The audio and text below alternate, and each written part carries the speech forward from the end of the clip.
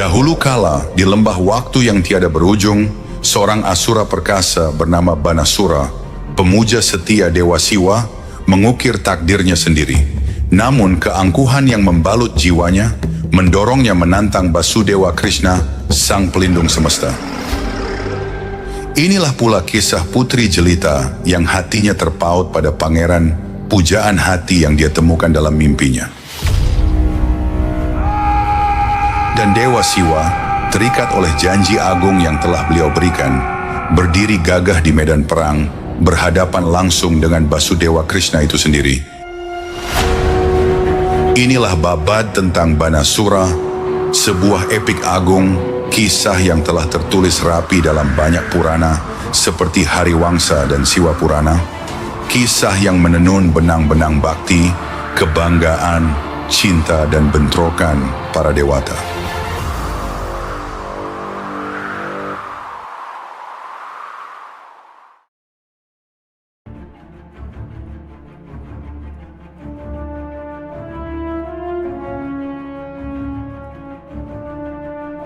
Di sebuah jagat raya yang membentang luas, bertahtalah sebuah kerajaan bernama Shonitapura. Di sanalah bersemayam seorang raja Asura yang maha perkasa, dialah Banasura.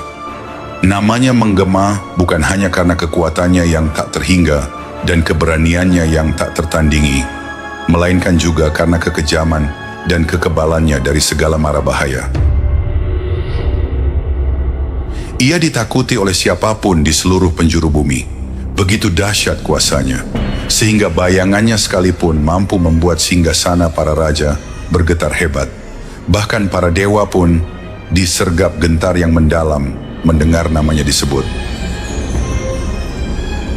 Kerajaan Banasura begitu luas, pengaruhnya begitu merajalela, tak seorang pun berani menantang keagungannya. Satu pandangan pada Banasura sudah cukup untuk mengukur kedigdayaan tiada tara yang dimilikinya. Tubuhnya menjulang tinggi, sorot matanya menembus jiwa, dan sikapnya yang senantiasa siaga berperang, tak menyisakan ragu sedikit pun akan kekuatannya. Namun Banasura tidak hanya tersohor karena kekuatan dan keberaniannya. Ia juga dikenal luas karena kesetiaannya yang tak tergoyahkan kepada Dewa Siwa. Ia teguh meyakini bahwa dengan anugerah Dewa Siwa, kekuatannya akan menjadi abadi, tak terkalahkan. Keyakinan inilah yang mendorongnya untuk mengikrarkan sebuah sumpah yang luar biasa, sebuah tapa brata demi meraih kemuliaan yang tiada tara. Bertekad untuk memenuhi hasratnya dan meraih anugerah dari Dewa Siwa, Banasura memulai tapa brata yang sangat berat, berlangsung selama 12 tahun lamanya. Jauh di dalam hutan belantara yang gelap, di tengah kondisi yang keras dan tak bersahabat, ia membenamkan diri dalam pengabdian diri yang luar biasa. Siang dan malam ia bermeditasi, memusatkan pikirannya hanya pada Dewa Siwa, meninggalkan segala bentuk makanan dan minuman. Hanya satu tujuan yang membara di matanya, untuk menyenangkan Sang Mahadewa. Hutan itu diselimuti keheningan, hanya sesekali pecah oleh gema doa-doa Banasura yang begitu khusyuk. Tapa beratanya begitu dahsyat, bahkan para dewa pun terheran-heran oleh pengabdiannya. Waktu terus berlalu, namun kesetiaan dan laku tapa Banasura tetap tak tergoyahkan. Semangat dalam tapanya menciptakan energi yang menyebar ke seluruh jagat raya, seolah bumi, langit, dan semesta itu sendiri bergetar menyambut pengabdiannya yang mendalam. Begitu dalam dan tulusnya tapa brata Banasura, hingga akhirnya Dewa Siwa berkenan kepadanya.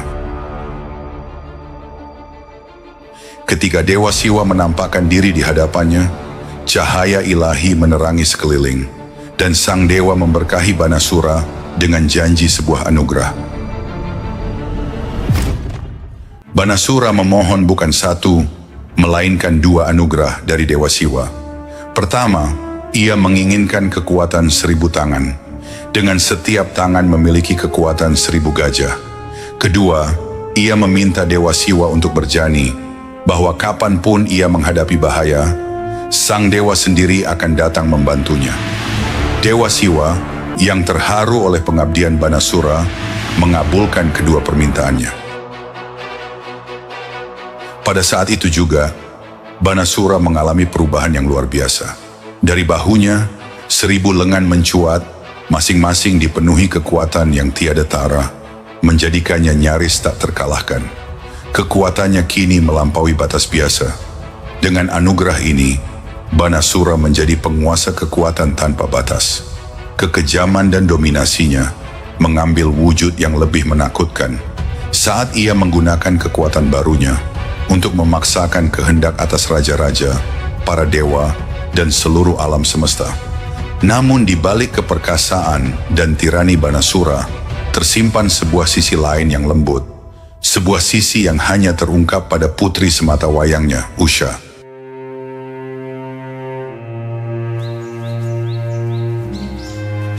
Usha adalah seorang wanita muda dengan paras yang luar biasa indahnya. Mata besarnya yang bercahaya dan senyum lembutnya membuatnya berbeda dari putri-putri lain. Kerendahan hati dan kecerdasannya membuatnya dicintai di kerajaannya. Usha telah menjalani hidupnya di bawah naungan kerajaan dan perlindungan ayahnya.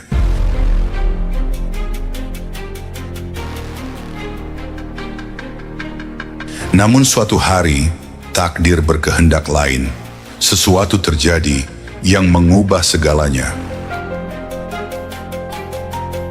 Suatu malam, saat ia terlelap dalam tidurnya, Usha bermimpi tentang seorang pemuda yang sangat tampan. Ia bersinar dan agung, seolah-olah ia adalah penjelmaan seorang dewa. Gambaran pemuda itu meninggalkan kesan yang begitu mendalam di hati Usha, hingga hatinya terpikat, jiwanya tak dapat ia pungkiri. Ketika pagi tiba, hati Usha gelisah. Ia merasa resah, terus-menerus memikirkan pemuda yang dilihatnya dalam mimpinya. Ia tidak mengerti siapa pemuda itu, atau mengapa ia meninggalkan kesan yang begitu mendalam padanya. Namun satu hal yang pasti, Usha kini sangat tertarik padanya. Tak bisa melupakan bayangan pria dari mimpinya. Usha menjadi semakin gundah, memikirkannya setiap saat. Melihat kegelisahannya, sahabat karibnya, Citralekha, bertanya apa gerangan yang terjadi. Citralekha bukan hanya sahabat terdekat Usha, tetapi juga seorang seniman terampil, yang hasil karyanya seolah-olah hidup. Ketika Usha menceritakan mimpinya kepada Citralekha, Citralekha memutuskan untuk menggunakan bakat seninya untuk membantu sahabatnya. Ia meminta Usha untuk menggambarkan pemuda yang dilihatnya dalam mimpinya. Perlahan dan hati-hati, Usha menggambarkan setiap detail penampilannya. Mata bersinar, wajah tampan, dan pembawaannya yang agung. Dengan kemahirannya, Citralekha melukis banyak rupa dan mempersembahkannya kepada Usha, menampilkan pemuda-pemuda dari garis keturunan Wangsa Yadawa. Usha memeriksanya satu persatu, tetapi tak satu pun menyerupai pria yang dilihatnya dalam mimpinya. Akhirnya, Citralekha melukis satu rupa lagi. Saat ia meletakkannya di hadapan Usha, mata Usha berbinar. Detak jantungnya semakin cepat, dan ia berseru dengan gembira. Inilah dia, inilah yang kulihat dalam mimpiku. Pemuda itu tak lain adalah Aniruddha, cucu dari Basudewa Krishna. Hati Usha kini sangat terhubung dengan bayangan itu. Ia yakin bahwa mimpinya bukan sekadar khayalan, melainkan sebuah isyarat suci dari para dewa. Usha diliputi kerinduan akan kekasih impiannya, Aniruddha. Dia membagikan kesulitannya kepada Citralekha. Citralekha, yang bukan hanya seniman luar biasa, tetapi juga mahir dalam laku yoga dan ilmu tantra, siap melakukan apa saja untuk membantu sahabatnya. Dengan kekuatan yoganya, ia memutuskan untuk membantu Usha dalam pencariannya untuk bersatu dengan Aniruddha. Citralekha menggunakan meditasi dan kekuatan mistisnya untuk menemukan bahwa Aniruddha adalah cucu Basudewa Krishna dan tinggal di istana kerajaan Dwaraka. Pribadi dan kekuatan Aniruddha melambangkan kebanggaan dinasti Wangsa Yadawa. Namun cinta ini kini telah menjadi pendorong utama bagi Usha dan Citralekha untuk mengatasi segala rintangan. Suatu malam, ketika istana Dwaraka terlelap dalam tidur nyenyak, Citralekha menggunakan kemampuan yoginya. Melalui meditasi dan laku tantra, ia membuat dirinya tak kasat mata. Dengan ilmunya, ia membungkus Aniruddha dalam selimut ketiadaan, membawanya melintasi angkasa dalam tidur lelap, lalu memasuki istana kerajaan Shonitapura tanpa diketahui. Ketika Aniruddha tiba di Shonitapura, hati Usha meluap dengan kegembiraan. Melihat kekasih impiannya di hadapannya, ia diliputi haru yang tak terkira. Namun, bagi Aniruddha, ini semua tak terduga. Saat ia sadar, ia tak bisa memahami bagaimana ia telah dibawa begitu jauh dari Dwaraka. Usha mengabdikan diri sepenuhnya kepada Aniruddha. Ia memberinya busana mewah, rangkaian bunga-bunga harum, dan hidangan lezat. Setiap tindakannya mencerminkan cinta dan pengabdiannya yang mendalam. Ia mengerahkan setiap upaya untuk memastikan kebahagiaan Aniruddha. Saat Aniruddha menyadari bahwa ia adalah pusat dari cinta dan pengabdian Usha yang tak tergoyahkan, hatinya melunak. Penghormatan dan ketulusan di mata Usha menariknya tanpa bisa ditolak. Kasih sayang yang dalam dan tak terucap untuk Usha mulai bersemi di dalam dirinya, dan ia pun jatuh cinta padanya. Usha memiliki kekasihnya di kamar pribadinya, sepenuhnya sadar bahwa tindakan ini akan mengharuskannya melanggar sumpah kesuciannya. Namun, cintanya begitu mendalam, sehingga ia memutuskan untuk melanggar sumpah ini. Ikatan di antara mereka kini unik, tak hanya ikatan raga, tetapi juga ikatan jiwa dan batin yang mendalam.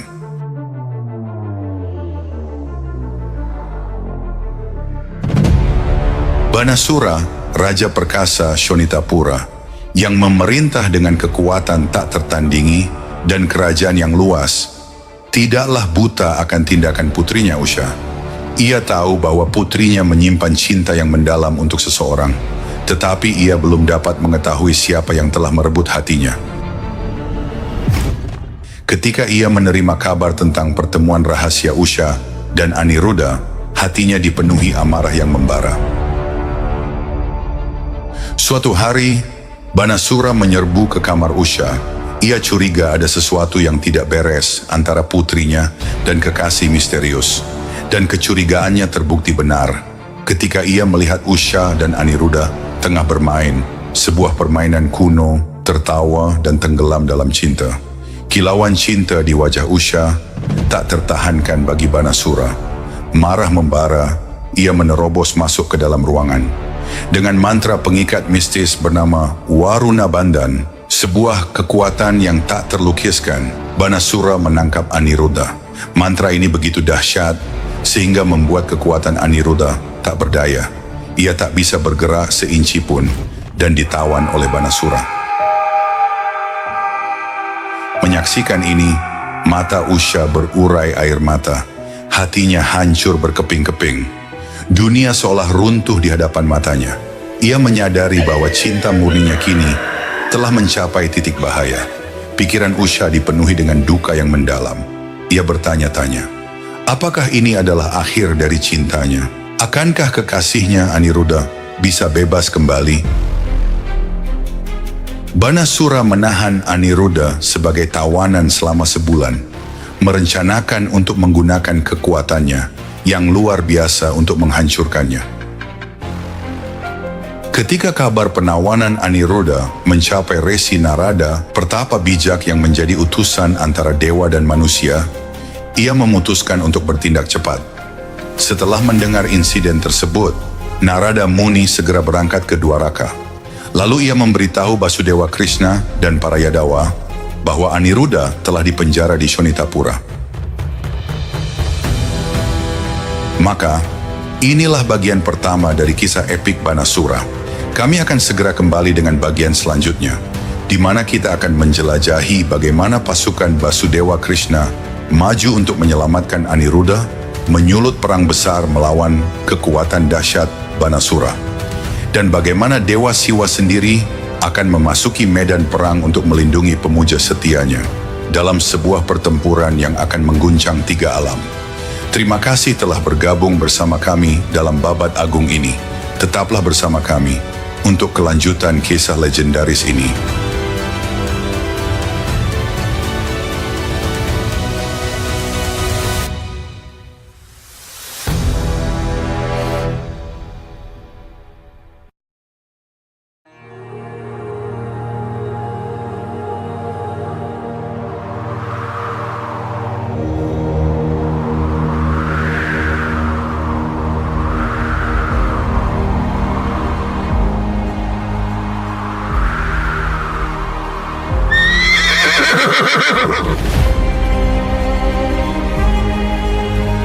Di kedalaman masa lampau terukir kisah-kisah yang tak lekang oleh zaman. Kisah tentang kekuatan yang melampaui batas, cinta yang menembus takdir, dan pertarungan para dewa yang menggetarkan semesta. Hari ini, mari kita buka kembali lembaran yang terlupakan itu. Siapkan dirimu, karena kita akan melanjutkan perjalanan ke Shonitapura, tempat di mana seorang raja perkasa bertangan 1000 akan menghadapi ujian terberatnya. Inilah kisah Banasura.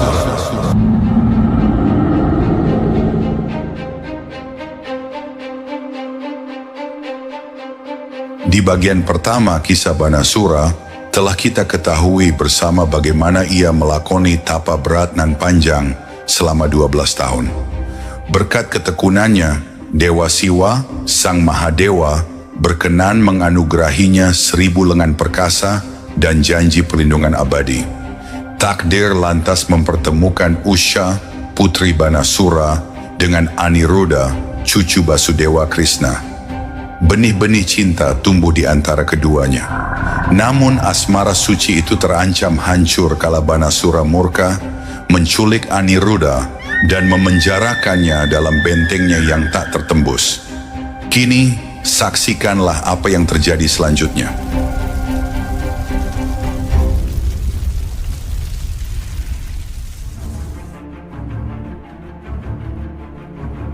Kabar penawanan Aniruddha oleh Banasura seketika mengguncang Dwarka. Kedatangan Resi Narada membawa kegelisahan mendalam di sanubari para pemimpin Yadawa dan keluarga besar Basudewa Krishna. Aniruddha, cucu kesayangan Krishna dan ksatria pilihan dari klan Vrishni, kini terenggut dari pelukan mereka. Ini bukan sekadar persoalan asmara pribadi, melainkan telah menjadi noda pada harga diri dan kehormatan kerajaan sebesar Dwaraka. Di bawah panji Basudewa Krishna, bala tentara Narayani Sena bergerak maju menuju kerajaan Banasura, Shonitapura, dengan kekuatan yang tak terlukiskan. Mereka mengepung benteng Banasura dengan 12 aksyauhini, pasukan Narayani Sena. Sebuah lautan prajurit yang tak terhingga jumlahnya. Pertempuran ini ditakdirkan menjadi sebuah kehancuran, menguji keberanian setiap prajurit Narayani. Pasukan Yadawa mengepung benteng Banasura, menyegel setiap jengkal kerajaan dari segala penjuru. Kekaisaran Banasura yang selama ini dianggap tak tertembus, kini bagai seekor naga yang terjerat jaring. Akan tetapi Banasura, seorang raja maha perkasa dan pemuja setia Dewa Siwa, melancarkan serangan balik yang begitu mengerikan. Ia mengumpulkan laskar Asura dan menghantam pasukan Yadawa dengan gempuran dahsyat. Dengan kekuatan 1000 lengan yang diberkahi oleh Dewa Siwa, setiap tangannya bagai memiliki tenaga 1000 gajah, menjadikan Banasura bak badai yang tak dapat dihentikan. Kekuatan Banasura yang luar biasa, kekuatan maya, dan dengan siasat perangnya, mulai menguras tenaga pasukan Narayani Sena. Medan laga berubah menjadi hamparan kekacauan dan malapetaka, di mana garis tipis antara hidup dan mati semakin buram di setiap detik yang berlalu. Kala gema kekalahan mulai membayangi, dan medan laga diselimuti keputusasaan, Basudewa Krishna memutuskan untuk turun tangan secara pribadi, mengakhiri kekacauan yang semakin membesar ini. Basudewa Krishna melangkah ke medan perang, menggenggam busur sarangha di tangannya. Kilauan ilahi dan kehadirannya yang memukau membuat pasukan Banasura gemetar, namun Banasura yang diperkuat oleh keberanian baja dan restu Dewa Siwa menolak untuk bersimpuh di hadapan Basudewa Krishna. Palagan pertempuran kian memanas. Basudewa Krishna mulai mengincar 1000 lengan Banasura dengan panah-panahnya. Setiap hantaman dari senjata suci Basudewa Krishna secara perlahan mengikis kekuatan dahsyat Banasura. Banasura membalas dengan segenap daya dan upaya, namun kemahiran dan strategi Basudewa Krishna yang tiada bandingnya terbukti tak dapat diatasi. Menggunakan 1000 lengannya, Banasura menghujani Basudewa Krishna dengan berbagai senjata secara bersamaan. Namun kelincahan dan kecepatan Basudewa Krishna memungkinkannya menangkis setiap serangan dengan ringan. Setiap pukulan dari Basudewa Krishna membawa kekuatan dan ketepatan yang tak tertandingi, membuatnya nyaris mustahil bagi ksatria manapun untuk melawannya. Banasura mulai menyadari bahwa kekuatannya memudar di hadapan kemampuan Basudewa Krishna. Sebuah kesadaran pahit merayapi hatinya yang selama ini diselimuti kesombongan. Tiap upaya untuk melawan Krishna hanyalah memperlihatkan betapa rapuh kekuasaannya. Ketika puncak pertempuran tersingkap, saat pertarungan antara Banasura dan Basudewa Krishna mencapai puncaknya, sebuah peristiwa tak terduga dan luar biasa terjadi. Gaung mendalam menggema di seluruh medan laga, dan kemudian Dewa Siwa menampakkan diri dengan banteng kesayangannya, Nandi. Kedatangannya seolah membekukan seluruh medan perang dalam kekaguman saat energi ilahi dan aura agung yang menyertainya menyebar ke seluruh penjuru bumi. Munculnya Dewa Siwa menghadirkan tantangan baru bagi pasukan Yadawa. Basudewa Krishna yang telah lama mengetahui pengabdian Banasura yang begitu mendalam kepada Dewa Siwa melangkah maju di tengah hiruk pikuk pertempuran untuk berbicara kepadanya dengan nada tenang dan penuh hormat.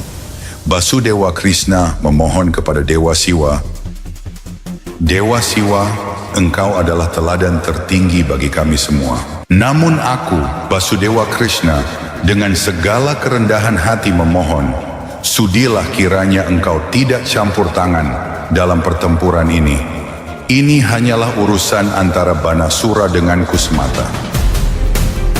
Namun Dewa Siwa membuka mata ketiganya, berucap dengan sikap yang tenang namun penuh wibawa, "Krishna, Engkau tahu benar bahwa aku telah menganugerahi Banasura 2 berkah.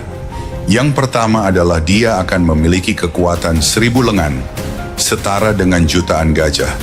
Yang kedua adalah, kapanpun dia berada dalam bahaya, aku akan datang membantunya. Janji ini abadi, dan selama dia dalam kesulitan, aku terikat untuk melindunginya."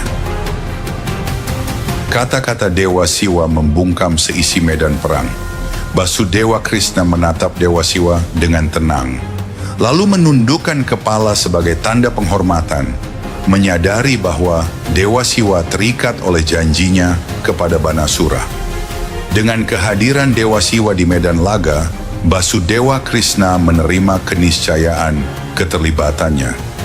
Jelaslah kini bahwa pertempuran akan menyebabkan kehancuran yang lebih besar. Ketegangan di medan perang semakin memuncak. Sebuah pertempuran ilahi antara Basudewa Krishna dan Dewa Siwa kini tak terhindarkan. Keduanya diberkahi dengan kekuatan yang tak terbatas dan senjata-senjata surgawi. Panggung telah disiapkan untuk sebuah bentrokan yang akan menjadi legenda abadi dalam sejarah.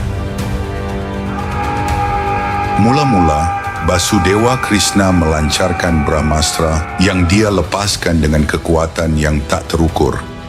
Senjata ini berbenturan dengan Brahmastra milik Dewa Siwa.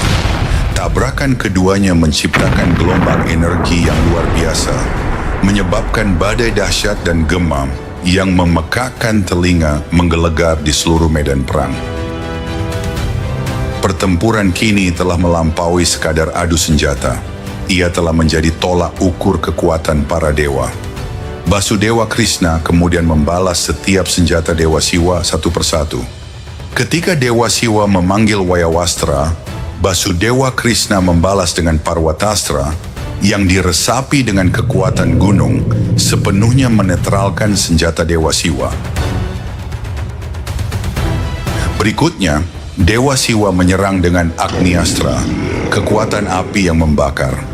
Untuk menandinginya, Basudewa Krishna menggunakan Warunastra yang memadamkan nyala api dan menenangkan bara dahsyat di medan perang. Paling monumental terjadi ketika Basudewa Krishna melepaskan Narayanastra, senjata pusaka Dewa Wisnu, melawan Pasupatastra milik Dewa Siwa, yang dikenal sebagai senjata paling ampuh dari sang penghancur. Narayanastra menghadapi Pasupatastra dengan kekuatan yang tak tertandingi, dan tabrakan mereka terasa hingga ke alam surga. Kilatan petir dan gelombang energi memancar ke segala arah, membuat medan perang semakin mencekam dan mengerikan. Dalam pertempuran ini, senjata kedua dewa saling mengimbangi kekuatannya, menciptakan suasana mencekam yang belum pernah terjadi sebelumnya. Tak satu pun senjata yang mendominasi, karena Basudewa Krishna dan Dewa Siwa sama-sama mencurahkan kekuatan ilahi mereka ke dalam pertempuran. Momen ini menjadi babak luar biasa lainnya, di mana bentrokan surgawi senjata Basudewa Krishna dan Dewa Siwa bergema di langit dan bumi, mengguncang tatanan jagat raya itu sendiri. Pertempuran antara Dewa Siwa dan Basudewa Krishna telah menjadi begitu sengit dan dahsyat, sehingga terlihat jelas dari segala penjuru. Sementara Basudewa Krishna menggunakan siasat dan senjata surgawinya, Dewa Siwa menantangnya dengan manifestasi ilahi dan senjata-senjatanya. Dampak senjata dan kekuatan mereka begitu besar, sehingga seluruh alam semesta bergetar karena konflik mereka. Dalam pertempuran yang merusak ini, ketika kekuatan Dewa Siwa dan Basudewa Krishna hampir mencapai batasnya, Dewa Siwa berbicara untuk terakhir kalinya berhenti di tengah pertarungan. Beliau berkata, "Krishna, perjuangan tak berujung ini mengganggu keseimbangan alam semesta. Kekuatanmu dan kekuatanku kini menghancurkan segalanya. Aku memiliki satu permohonan kepadamu. Mohon gunakan Jerambastra padaku agar aku dapat memasuki Yoga Nidra dan mengakhiri pertempuran ini." Mendengar sabda Dewa Siwa, Basudewa Krishna memejamkan mata dan mengambil Jerambastra di tangannya. Senjata ini memiliki daya untuk menyerap energi makhluk apapun dan membawa mereka pada ketenangan. Basudewa Krishna mengarahkan senjata itu ke arah Dewa Siwa dan melepaskannya. Jerambastra menghantam Dewa Siwa, seketika menjadi tenang. Dewa Siwa memejamkan mata dan dengan damai memasuki Yoga Nidra. Ketenangan ilahinya membawa kedamaian untuk sementara di medan perang, meredam badai dan hiruk pikuk suara perang. Saat kedamaian itu meliputi medan laga, menyusul Yoga Nidra Dewa Siwa, Banasura menyadari bahwa pelindung terbesarnya, Dewa Siwa, kini sedang beristirahat. Menyaksikan ini, kemarahan dan kesombongan Banasura semakin membakar dirinya. Menunggangi kuda hitamnya, Banasura sekali lagi menantang Basudewa Krishna untuk bertarung. Kudanya melesat di angkasa saat ia maju menyerbu Basudewa Krishna, bertekad untuk membalas dendam dengan segenap kekuatannya. Basudewa Krishna menatap Banasura, lalu mengambil Sudarsana Cakra di tangannya. Sudarsana Cakra berputar di tangan Basudewa Krishna, dan saat dia melemparkannya ke arah Banasura, ia mulai memutuskan 1000 lengan Banasura satu persatu. Pemandangan ini sungguh mengerikan. Sudarsana Cakra merobek-robek banyak lengan besar Banasura. Dengan setiap lengan yang putus oleh Cakra, kekuatan Banasura berangsur-angsur melemah. Lengan-lengannya berjatuhan dari tubuhnya, dan Banasura menyadari ajalnya kini telah dekat. Saat pemotongan lengan Banasura berlanjut, tiba-tiba sebuah keajaiban terjadi di medan perang. Dewa Siwa, yang tadinya tenggelam dalam yoga nidra, perlahan mulai terbangun. Pancaran ilahi memancar dari tubuhnya, dan kebijaksanaannya kembali sepenuhnya. Ia melihat bahwa pemujanya, Banasura, sedang terluka parah oleh Sudarsana Cakra Basudewa Krishna. Dewa Siwa berkata kepada Basudewa Krishna, "Krishna, kekuatanmu tak terbatas. Jika engkau telah memutuskan untuk menghancurkan Banasura, aku dengan segala kerendahan hati meminta agar engkau tidak membunuhnya. Dia adalah pemuja kesayanganku, dan aku telah menganugerahinya berkah khusus. Menyelamatkan hidupnya adalah tugasku." Basudewa Krishna mendengarkan kata-kata Dewa Siwa, dan dengan serius menjawab, "Dewa Siwa, aku tidak pernah benar-benar berniat membunuh Banasura. Dia adalah putra Raja Bali dan cicit dari Prahlada. Wamana Awatara telah berjanji kepada Bali bahwa semua awatara Dewa Wisnu tidak akan melukai anggota keluarganya. Oleh karena itu, aku tidak akan menghancurkan Banasura." Demi menghormati Dewa Siwa, Basudewa Krishna memutuskan untuk mengampuni Banasura, namun dia juga mengambil langkah yang penuh belas kasih dan keadilan. Basudewa Krishna berkata kepada Banasura, "Engkau terlalu sombong akan kekuatanmu yang luar biasa. Kini keangkuhanmu telah hancur, namun aku tidak akan mengambil nyawamu." Dengan berakhirnya pertempuran dan belas kasihan Basudewa Krishna, Banasura yang hidupnya telah diberi arah baru, kini memahami kesalahannya. Keangkuhan dan kesombongan yang menguasai batinnya telah luluh. Ia kini mengerti bahwa kekuatan sejati berasal dari berjalan di jalan kebenaran dan kebajikan. Ia menerima kekalahannya dan menumpahkan isi hatinya di hadapan Basudewa Krishna. Basudewa Krishna memberkati Banasura dengan kedamaian dan menjelaskan bahwa kekuatan sejati terletak pada belajar dari kesalahan dan meninggalkan kesombongan. Banasura menerima kata-kata Basudewa Krishna dengan segenap hati, lalu mengambil langkah besar. Ia membebaskan Usha dan Aniruddha. Cinta mereka murni, dan Banasura kini memberikan restunya untuk pernikahan mereka.